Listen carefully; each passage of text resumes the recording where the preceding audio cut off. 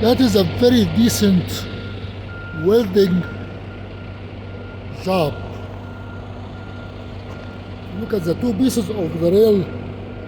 They are welded by thermite. The question is that what happens when the rail expands along its length? Would that deform the rail from being a straight line? Somebody have to have thought about that, whether welding will affect the deformation of the rail. These have to be so thick and very well researched, such that the rail can expand along its length without deforming it. To do that, you have to make the thickness, you have to make it thick enough such that it doesn't deform. Or you have to control the surface area such that the heat can be dissipated without having to have elongating rods. So that is one of the new things that you notice on the rail, that it is welded. It is not anymore bolted together. Another thing,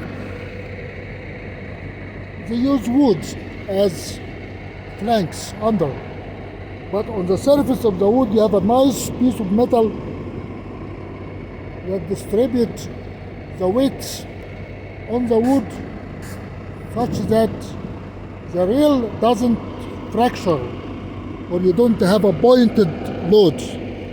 Another thing, if you look at it carefully, you have a weld here and you have another weld here. This is only 6 feet long, 5 feet long piece of metal, which means most probably deformation happen, and they have to chop it here and to chop it here and to put a piece and just weld it together. That is my guessing, because on the other side you don't see this problem.